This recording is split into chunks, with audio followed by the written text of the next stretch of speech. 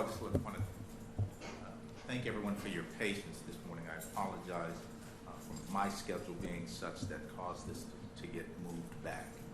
And so I appreciate everyone's patience as we move through this process.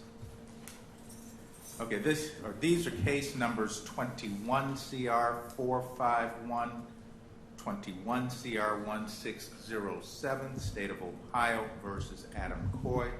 Counsel, please give me your appearance for the record.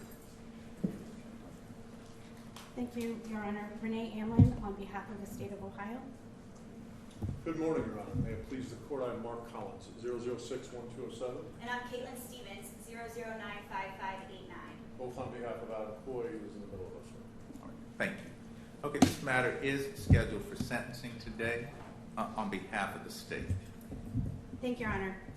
As the court is aware, a jury convicted former officer Adam Coy of murder, felonious assault, and reckless homicide back on November 4th of 2024 after approximately 2.5 days of deliberation. Mr. Coy was convicted for shooting Andre Hill 4 times and killing him in a garage on Oberlin Drive on December 22nd, 2020. After hearing all the evidence, the jury determined that in light of facts and circumstances, that Mr. Coy's actions in using deadly force to shoot an unarmed man were not justified and were not what a reasonable officer would do. The events that occurred that night and during the early morning hours of December 22nd, 2020 are tragic. All the way around, the events were tragic. For all of the people who were involved and/or all of the people who were affected by the events that occurred that night, it can likely be said that those were some of the worst nights of their lives. There is only one sentence for the court to impose here, and that is a sentence of 15 years to life for the murder conviction in count 1. It's the state's position that the other 2 counts were essentially backup charges and they would merge with count 1, the murder. So the state elects to proceed on count 1 and ask the court to impose the required sentence of 15 years to life. As part of that sentence, there is also a registration requirement for Mr. Coy to register as a violent offender. It's the state's understanding that that form has been completed as well. The state has calculated jail time credit in the amount of 274 days. There are several people present in the courtroom who would like to speak on behalf of Mr. Hill, and the state would like to present those people at the appropriate time. Okay, now would be the appropriate time. Thank you.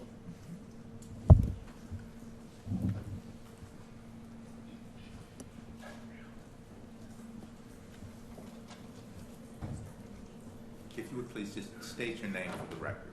Shauna Barnett. Thank you, Ms. Barnett. Okay, so I have 2 statements here. I have my sister's statement and I have mine. She's not here today. Okay. All right. Speak into the mic if you could. Yes. Okay. First one's Michelle. I am Michelle, Andre Hill's sister, affectionately known as Baby Sis. My brother Andre was stolen from his family. He leaves behind sisters, brothers, a daughter, 3 grandchildren who affectionately called him Big Daddy, aunts, uncles, nieces, nephews, cousins, and many friends who loved him dearly. My brother was such a friendly man. He never met a stranger. He was a gentle soul who loved his family and friends wholeheartedly. The last time I saw my brother alive was at our sister's wedding. I remember us gathering together prior to the wedding to go over how everything should go. I remember Andre being so happy for this joyous occasion and super proud about how he was able to walk her down the aisle. He had to look his best for our sister. He proudly pulled out his suit that he was going to wear along with all the accessories that was going to go along with it, all the way down to the shoes. The next day, seeing him walk her down the aisle to give her away, he had the biggest smile I had ever seen on his face. He was such a proud brother, and it showed. He didn't stop smiling and laughing the whole day. I still remember the smiles and the emotions he impressed on everyone that day. The next time I saw my brother, he was lying in a coffin at a funeral home with no family, with no life in him. I didn't get to see his twinkling eyes, which were always full of joy and laughter. I couldn't hear him say, "Hey sis," or "Love you sis," which he expressed anytime we saw or spoke to one another. On December 22nd, 2020, I would learn that my brother Andre was shot and killed by a Columbus police officer. Later, I would see the video of the shooting happening. The moans that I heard coming from my brother sent me into instant hurt. You see, what I also saw were police officers stepping over my brother as he lay on the cold December ground face down for minutes. I didn't see anyone consoling him. I didn't see anyone rendering any aid to my brother. I can't imagine the fear and shock he had about what had just happened. Seeing the video of what has happened to him has caused an enormous fear to police officers for me, because police officers are supposed to protect and serve the citizens. I go into an instant panic attack anytime a police officer is anywhere near me in an everyday setting. Losing Andre has deeply impacted our family. It's hard every May 23rd not to pick up the phone to call and wish him a happy birthday. It's hard not hearing the goofy messages that he would send to me to say that he was thinking about me. It's hard not hearing him call me and tell me about what the grandkids were doing and how you could hear in his voice how they brightened his day. He absolutely loved being a big daddy. It hurts to know that he will physically miss holidays, birthdays, weddings, etc., and the grandbabies. It's hard not hearing him talk about my boys and him telling me what a great job me and my husband have done with them. It's hard not hearing that he's proud of me. Even though I didn't get to see him as often since I live in a different state, he has always been one of my biggest supporters. It's hard knowing that he won't be with the family, cooking, laughing, and entertaining as he always has done during the holidays and other events in our lives. The time from Andre's death until now has been long and agonizing for us. My brother gave us so much to remember, and he will never be forgotten by us. Michelle Hairston, Andre Hill's sister. So this is mine. My name is Dr. Shauna Barnett, and I'm here today not only as Andre Hill's sister, but as a representative of a family forever changed and by an irreversible act of violence. Andre was not just a name or a headline. Andre was not just my brother. He was the heart of our family. He was thoughtful, loving, funny, and full of life. He was a son, a father, a brother, a man deeply loved by all who truly knew him. He was the kind of person who made people feel seen and safe. His presence meant something. To me, he was my brother. To our family, he was a source of joy, laughter, and strength. And now his absence means everything. His life was taken in the most brutal and unjust way, without warning, without cause, and without mercy. There was no explanation, no justification, just a sudden violent silence where his voice once was. He died alone, unarmed, and undeserving of what happened to him. And every day since has been marked by grief and disbelief. And from that moment forward, nothing has been the same. Our lives are split into before and after, and we are left with the pain that does not fade. We do not get a second chance. We do not get to rewind time or bring him back. We grieve not only the man we loved, but all the moments that were stolen from us, the birthdays, the holidays, the conversations, the simple joy of being in the same room together. There is no repair, no reversal. The impact of Adam Coy's actions is permanent. My brother's life was taken in the most extreme way, without cause, without humanity, without mercy. What Adam Coy did to my brother was the maximum, and the consequences of that choice, his death, can never be undone. This is why today we're asking for the maximum sentence, because Coy made a decision that delivered the maximum pain, because the weight of what was done deserves the full weight of justice. And just as that cannot be undone, the sentence handed down today should reflect the gravity of what can never be reversed. This is not about vengeance or revenge. It's about accountability, about dignity, about honoring the value of Andre Hill's life and the unimaginable pain left in the wake of his death, and making sure this court sees the full weight of that life that was taken. We carry this pain every day, and we ask you to see us, to hear us, and to deliver a sentence that reflects the gravity of what has been taken from us forever. Thank you. Thank you very much.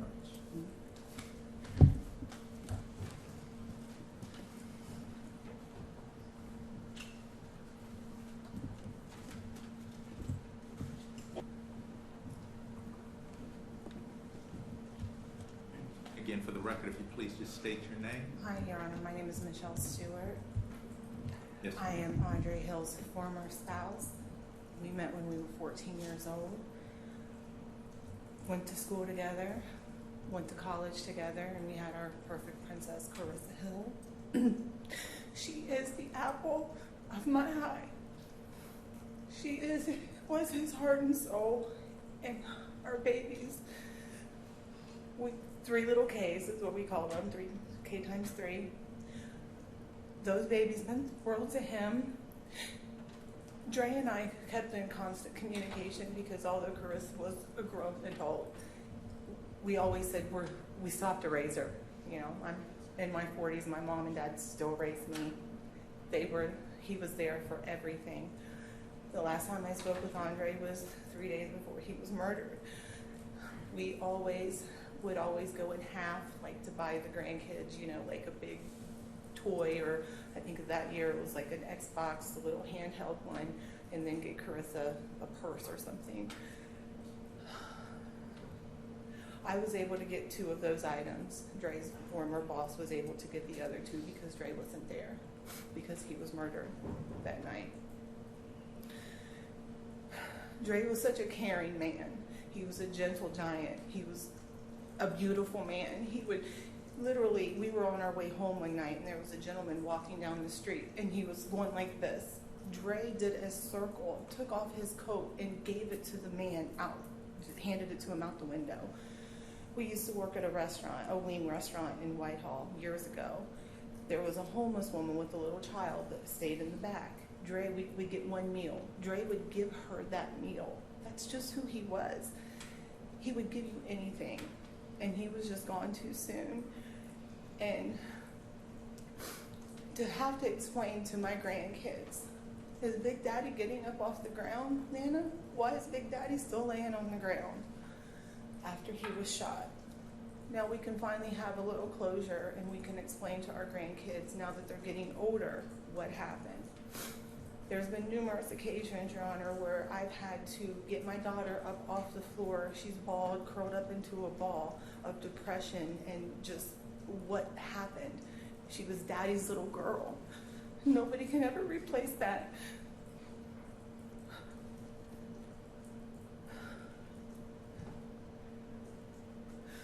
And Your Honor, also, and his sister Shauna, she really summed it up for the whole family.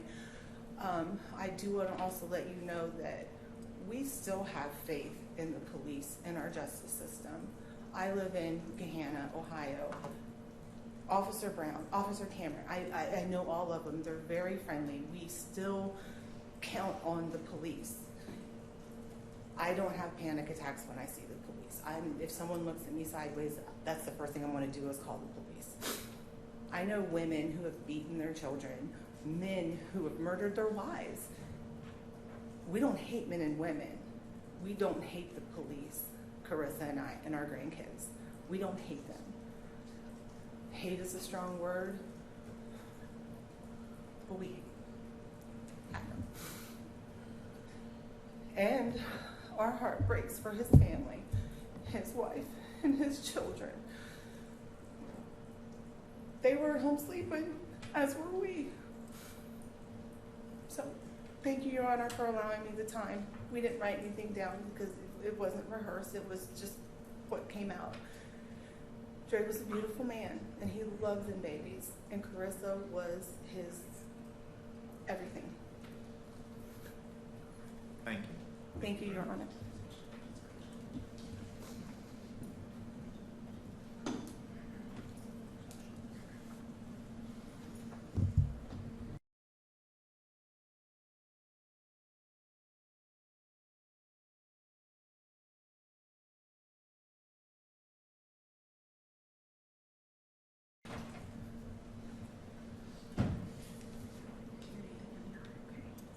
My name's Carissa Hill.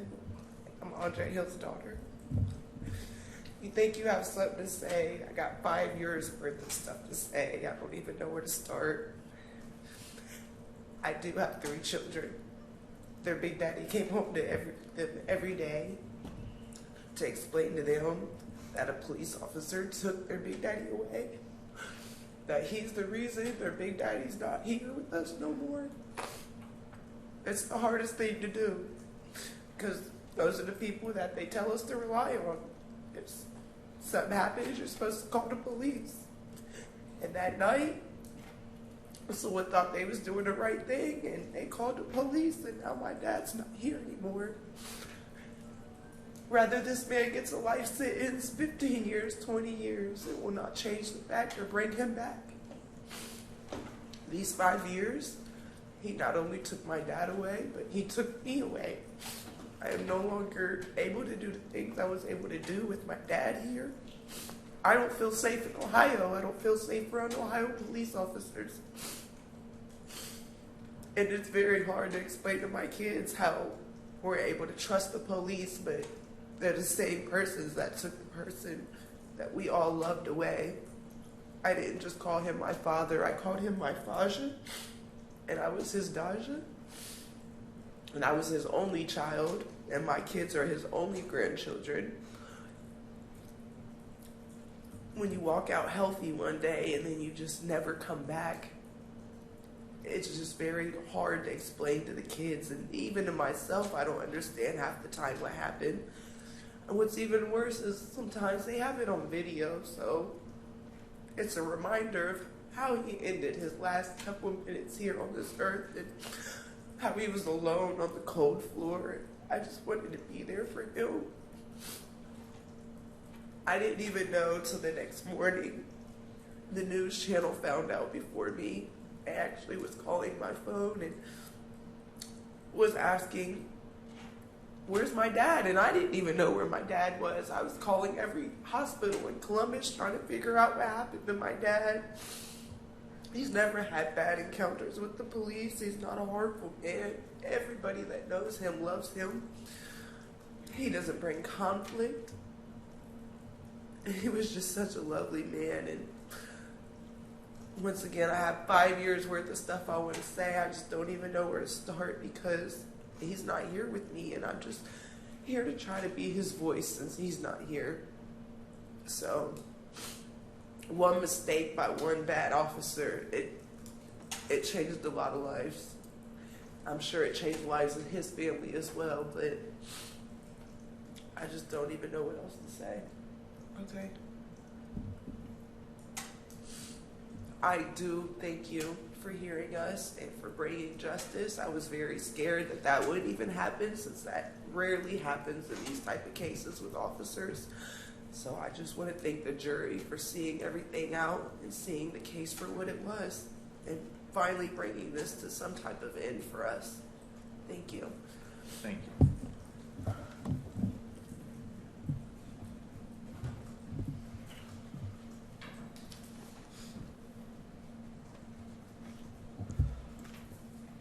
At this time, Your Honor. On behalf of Mr. Court. Thank you, Your Honor. May it please the court, I Yes. think we're going to break it up into different departments. First and foremost, my heart goes out to the Hill family. Your loss is unimaginable. The empathy that you show here, I can't tell you, I know how it feels because I haven't been in there, but my heart goes out to you. I'd also like to thank you guys for your civility and respect for the process during this entire time, and I appreciate that. And to the Coy family and law enforcement, my heart goes out to you. You guys are in an impossible situation many times in your job, but again, the civility and respect for the judicial process and the court process, I thank you for that and for both sides. Your Honor, Ms. Coy would be the first one. She would take about two words, Your Honor, then she would start crying. So Ms. Stevens is going to read her statement with the court's permission. Yes. Thank you, Your Honor. Trying to sum up who my husband Adam is into words is not an easy task. Duty, service, honor, integrity, truth, and justice are the words that most easily describe Adam, both personally and professionally. Adam served in the U.S. Army when he joined the early entry program at 17 years old and left 2 days after he and I graduated from the same high school in 1995. He's a decorated veteran, receiving multiple awards and commendations, and worked his way up to a sergeant as well as training officer during his time serving our country. In 2000, Adam came home from the Army and started working at the Delaware County Jail while going through all the phases of the lengthy application process for the Columbus Police Department. During his 19 and a half years on the force, he received many compliments, medals, and awards, and that is who my husband is. Adam and I got married in 2002 and have 3 wonderful sons who are in the courtroom today. We taught them the same morals and values that we so strongly believe in: honesty, loyalty, hard work, and the importance of family. Speaking of family, when we were in our first years of marriage, we took in both of my younger sisters, who are also here today. We always stood as a safe space and home for them. We were actually raising teenagers while starting our own family. Adam, as a husband, father, son, brother, uncle, and friend, has always been our rock. He's the person people come to for help, giving advice and guidance, as well as being the person to provide help for anyone at any time. When he was diagnosed with cancer, Adam was determined to fight, even while being wrongly indicted for a crime he didn't commit. And after over 26 rounds of chemo, 2 stem cell transplants, including 2 30-day stays at the James, and full body radiation, he's still continuing to heal and fight to win his battle with cancer and this wrongful conviction. Adam is my soulmate, and we have been together every day for the last 25 years. When I was diagnosed with SLE lupus, an incurable disease that attacks all of your organs, he went to every doctor and every specialist appointment with me. He sat through my monthly IV infusions, and he was always there to help take care of me. Until November 4th, when he was convicted of crimes for which he did not commit. As a police officer's wife, you live your life with the knowledge and pit in your stomach that one day he may not come home. But never in a million years did I think I would lose him to a conviction when he was unfortunate enough to be doing his job on duty. He is the foundation of our family, and without that foundation, I'm very afraid for what our family's future holds.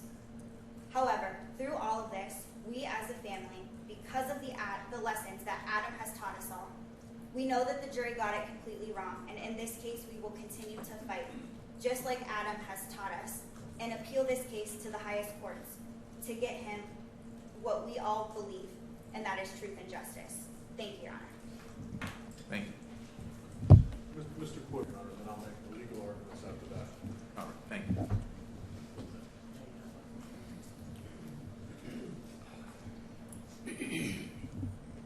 My entire life, I wanted to serve.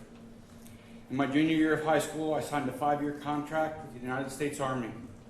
Then 2 days after graduation, I reported to Fort McClellan, Alabama, for training in the Military Police Corps.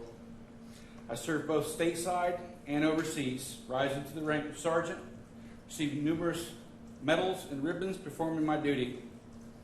After being honorably discharged, I returned to Ohio seeking a career in law enforcement, first as a deputy and then as a police officer, again receiving ribbons and medals for my service.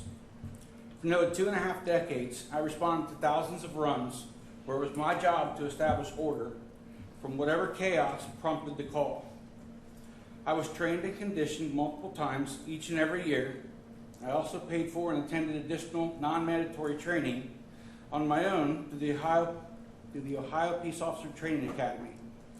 In those trainings, I was taught to respond to a threat without hesitation, because action beats reaction. On the night in question, I did just that. I saw what I believed was a silver snub-nosed revolver rising up to me. I yelled, "Gun!" "He has a gun," to my partner, so she knew what I saw, as we are trained. And I reacted the same way I had in hundreds of training scenarios. I drew and fired my weapon to stop a threat, to protect myself and my partner. I believe in the law. That is why I dedicated my entire adult life to it. I feel my actions were justified and within the reasonable officer condition and standard as set forth by case law. I disagree with the jury's decision because I believe they did not understand the response a police officer is trained to perform as it relates to the Ohio Revised Code, relative case law, and they were confused by the jury instructions they received and deliberated by. So because of that, I will be appealing the ruling, not just for myself, but for everyone in the law enforcement community, doing a complicated, dangerous, ever-changing job in a world of policing. This decision in this case has far-reaching effects on the police departments of this great nation. With that said, I would like to thank my family for their support with my long battle with cancer that coincided with this process, of which I am still recovering and continued treatment.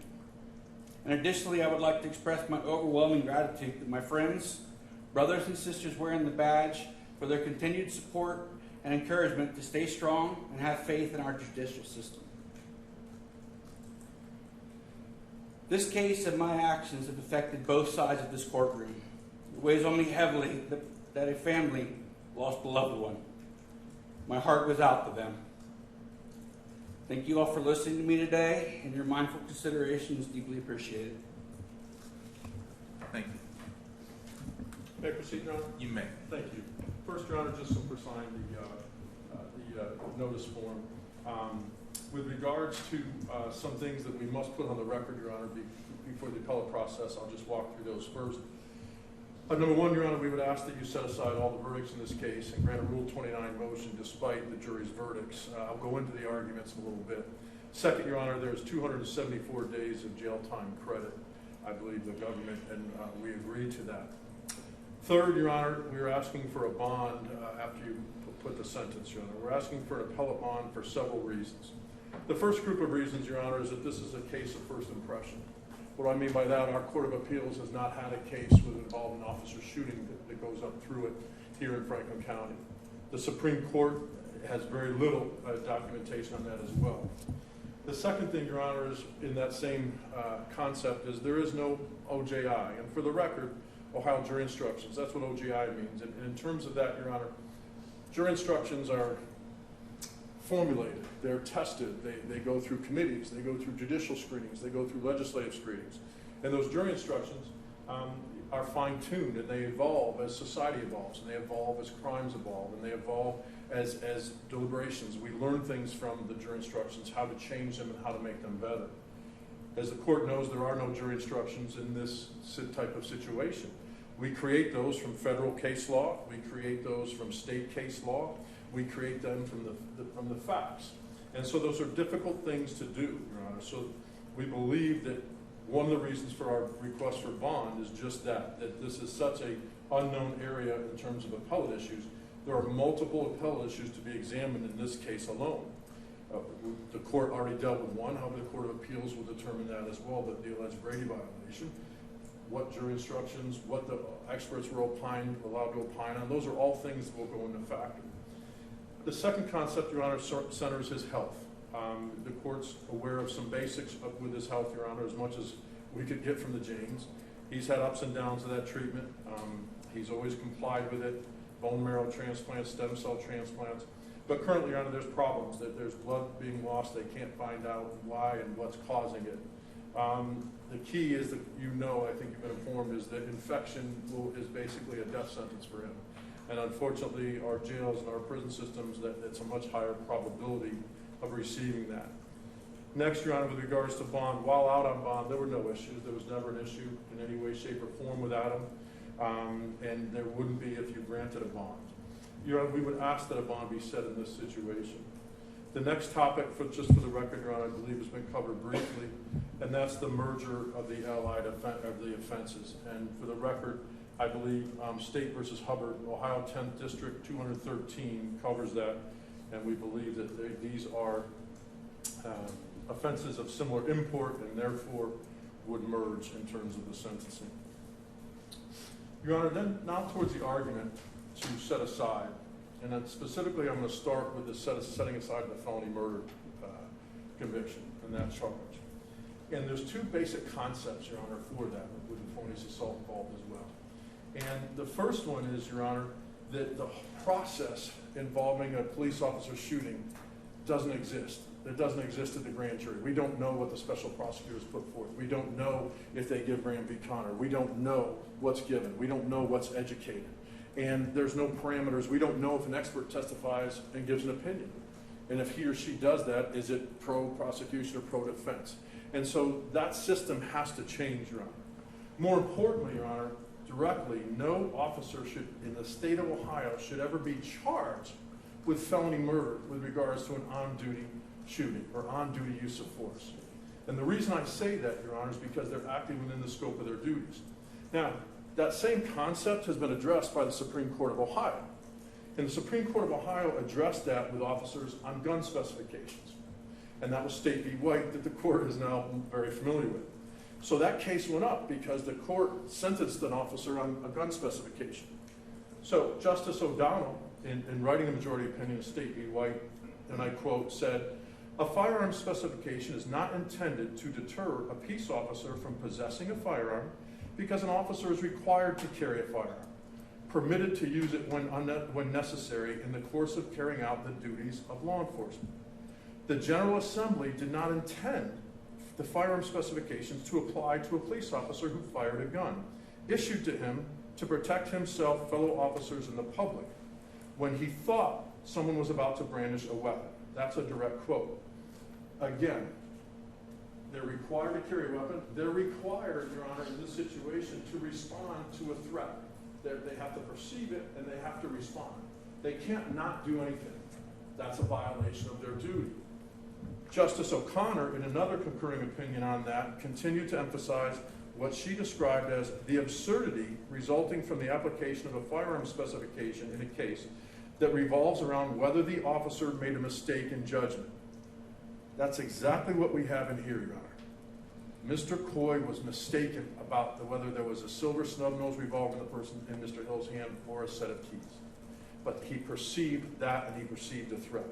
He was mistaken. Now, if you take the same logic that the Supreme Court analyzed the State v. White on gun specifications and you apply it to felony murder, okay? So on felony murder, Your Honor, for the record, felony murder, the purpose is to deter inherently criminal behavior while committing a felony of the first or second degree. The classic example is if two people go to rob a bank. They're agreeing in criminal intent to rob a bank. The one person's the lookout, the other person goes in with a gun. The other person who's lookout doesn't know he has a gun. What goes in, there's a problem with the teller and there's a shooting. Because they formed a criminal intent for a felony of the first or second degree and then someone died, both parties are guilty of a felony murder. It was intended to stop the use of felonies of the first degree or to deter it. Even if a person went in without a gun and said, "Hey, give me all your money," and pretended to have a gun, and the teller had a heart attack, that person's guilty of felony murder because they had a prior belief, a prior intent to commit a bank robbery. And they were doing it, and then someone died during the result. So the criminal intent to commit a crime is of the first and second degree. Now, Ms. Stevens and I have spent a lot of time lately scouring the legislative notes of felony murder. And not one place in the legislative notes that our legislature puts forth do they ever talk about the concept of felony murder when they created it, when they put it into a law and into the Ohio Revised Code and jury instructions from it, did they ever mention a police shooting? Because it would never enter their mind, because it doesn't make logical sense.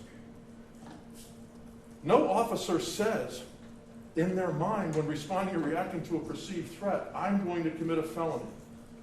And because of that felony, someone dies." That doesn't happen, Your Honor. That's not the training.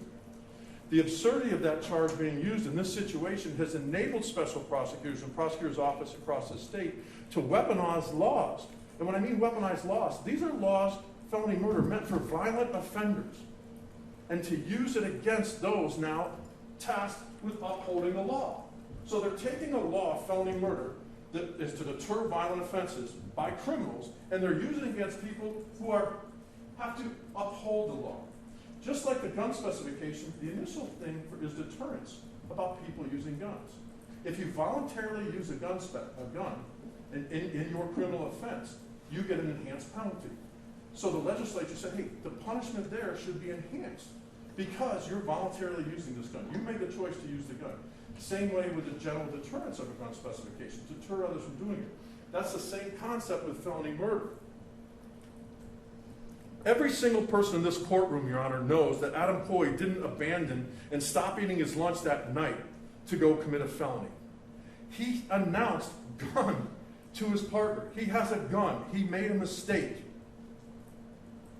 To use felony murder on a life sentence with no chance roll for 15 years on a mistake, on an on-duty, on a perceived threat, shows the weaponization, shows the absurdity of that charge, Your Honor. Judge, we had a conversation on the record in back. We were determining what evidence to leak, many times sidebars in the back, outside the presence of the jury.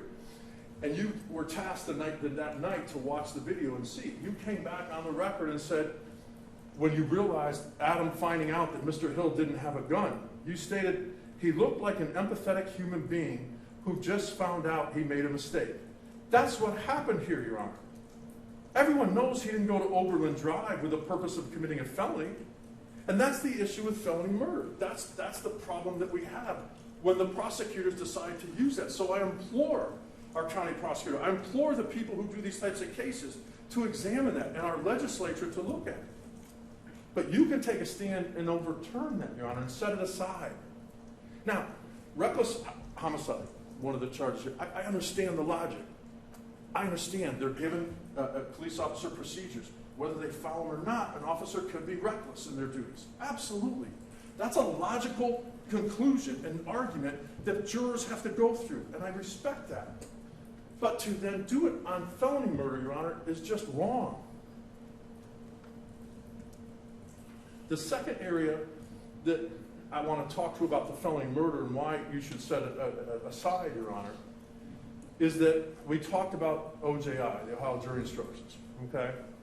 And we don't have them, so there's no guidance, there's no testing, there's no improving, there's no not improving. So what we have, Your Honor, is it starts with the federal cases, civil, but the federal system also has a criminal charge just for these types of situations, and it's called a violation of civil rights.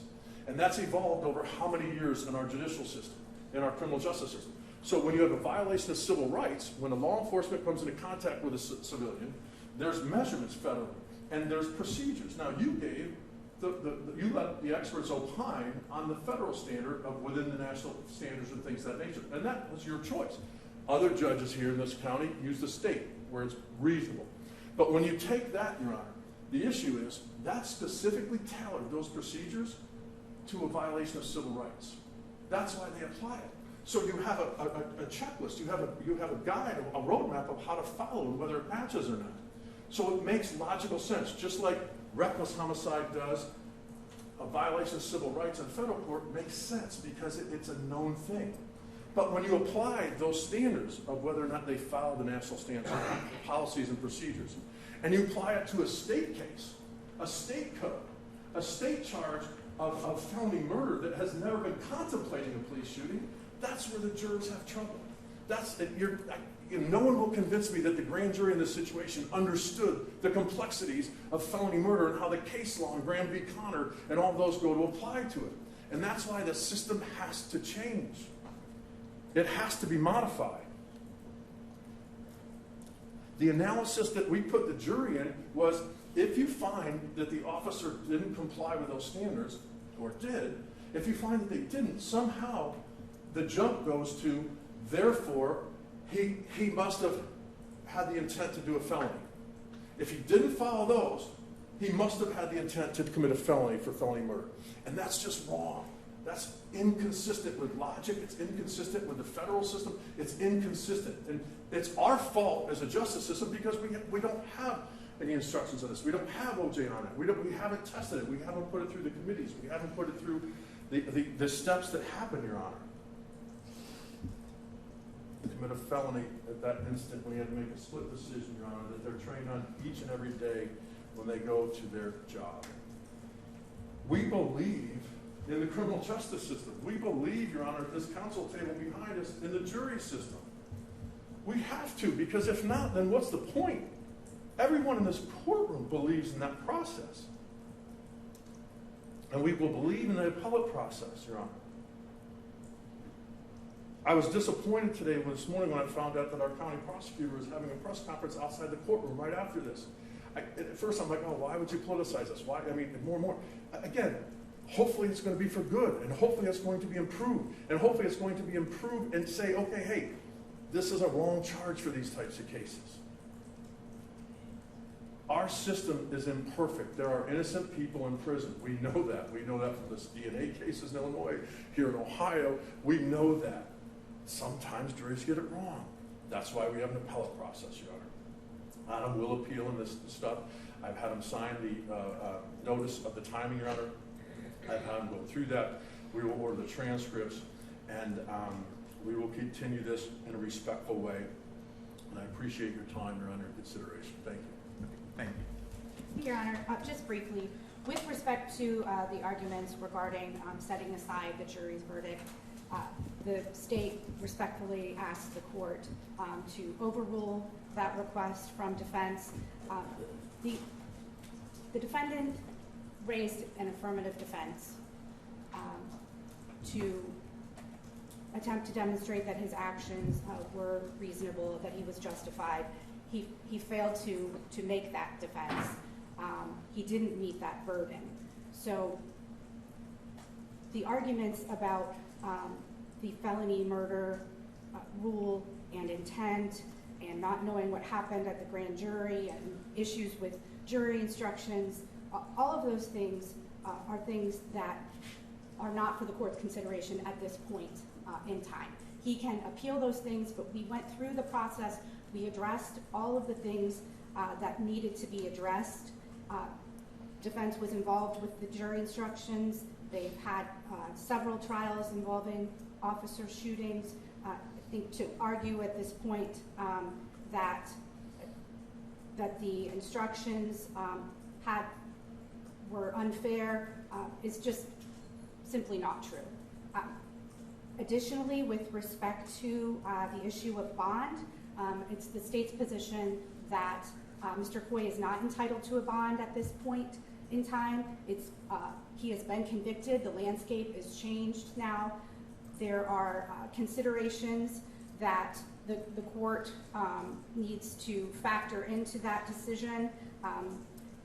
At this point, because he has been convicted, he does not have a right to a bond under 2937.722. It's the state's position bond should not be granted under Appellate Rule 8 at this point in time. Since he has been convicted, and based on the nature of the crime here, we're talking about a murder conviction, it's inappropriate to grant bond at this time.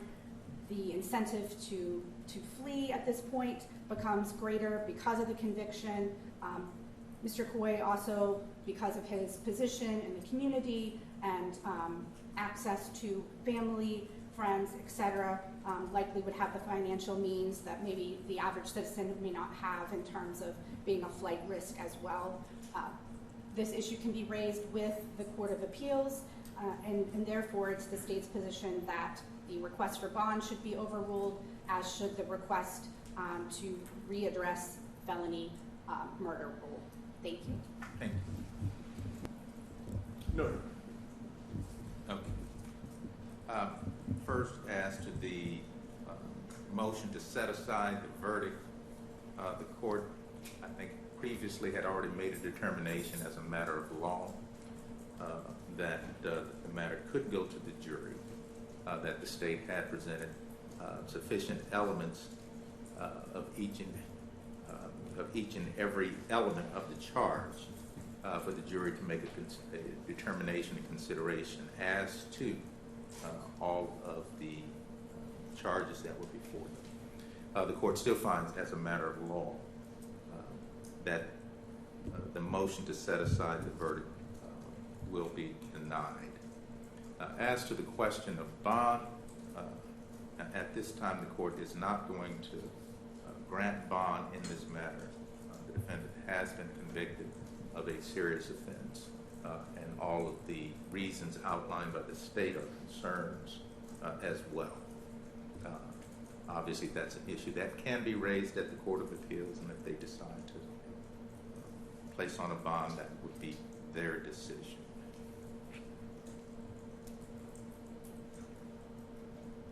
Okay, I think it's already been noted on the record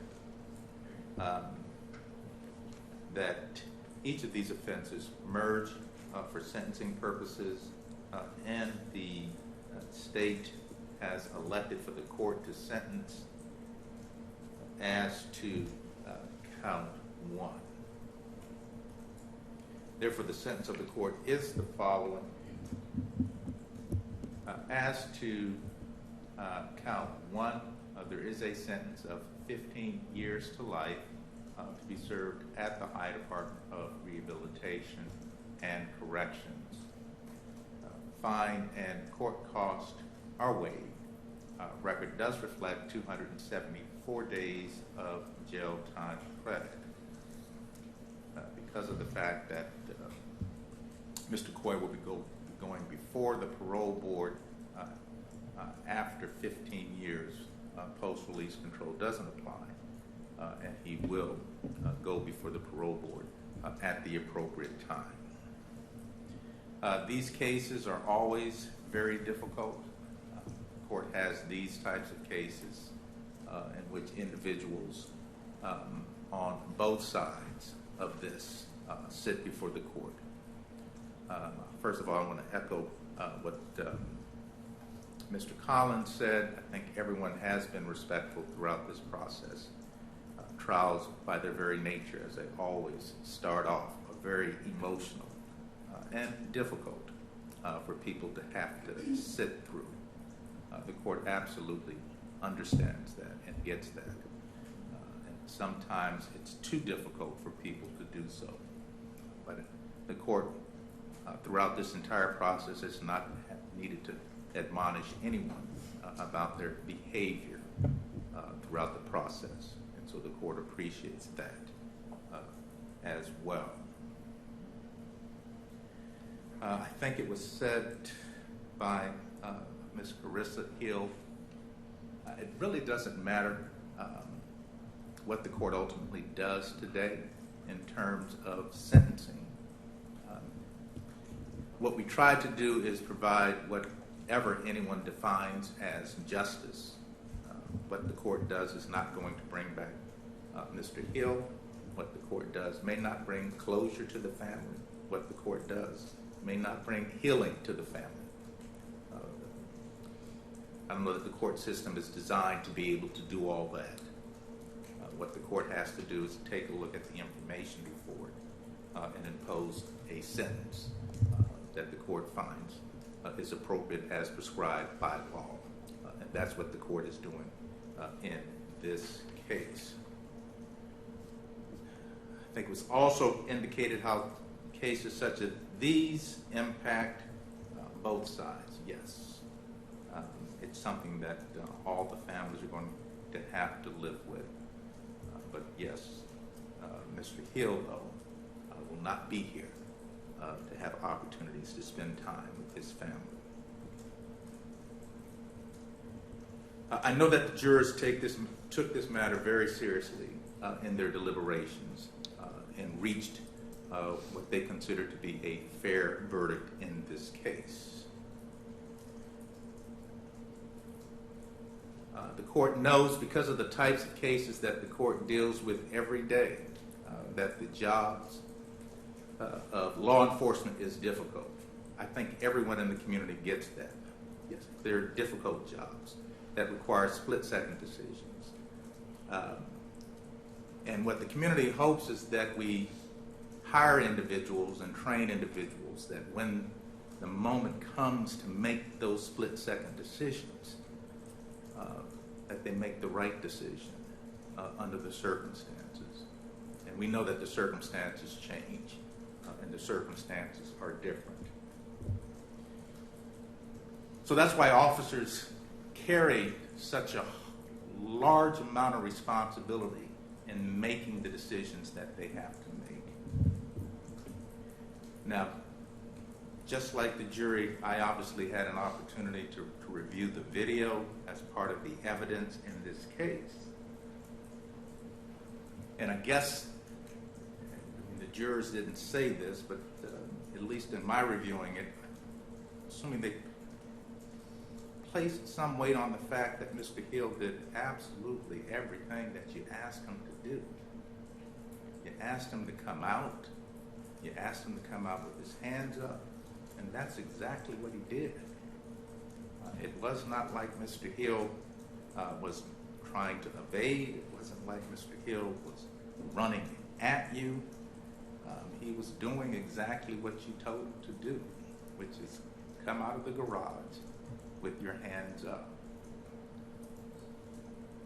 And so I think that carried a lot of weight when we look at the responsibility that we place on law enforcement to make the very difficult and tough decisions that they have to make each and every day. And it may be troubling to the community. I can't speak for the community, but that when someone complies with everything that the officer asks them to do and still gets shot, that officer, that individual needs to be held responsible for the actions that they took. And I think that's what the jurors did in this case, and that is why the court is imposing the sentence that the court is imposing in this case. All right. Mr. Coy, Mr. Collins did provide me the certificate of defense counsel. This is essentially acknowledging that you know and understand that you do have the right to appeal this decision. And I'm assuming that you've already had discussions at this point in time about counsel. And Mr. Collins, it's my understanding the court will not need to appoint counsel. The counsel's already in place and will go forward. It does not need a court-appointed party. The only thing I know that we'll be applying for is for the indigency in terms of the transcript, Your Honor. Yep.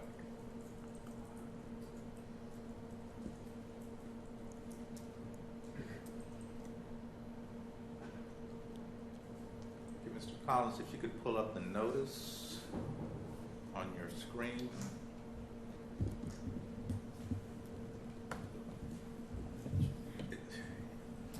Is it up on your screen? Yep, it is. Yes. Right. Mr. Coy, you should see on your screen notice of duties to enroll as a violent offender. Do you see that, sir? Yes, Your Honor.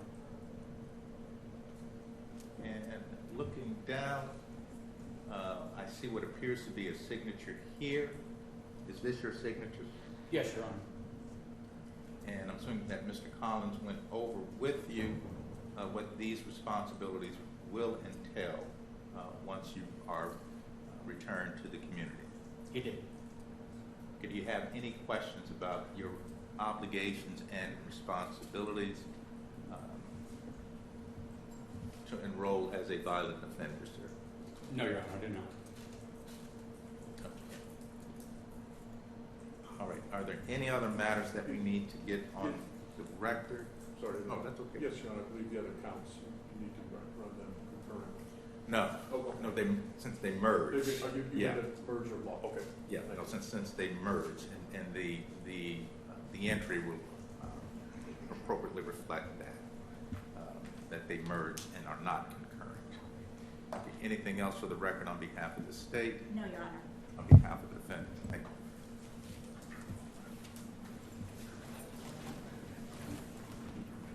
Yeah. Mr. Collins, the prison imposed form have been completed? I didn't think we needed that because of the parole board. You're right. Yeah. Because of the.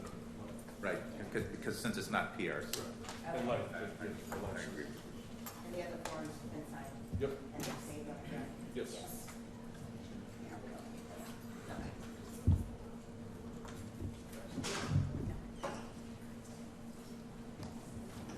Thank you for watching the ABC6 News YouTube channel, bringing you breaking news, stories, sports, and original content throughout Central Ohio.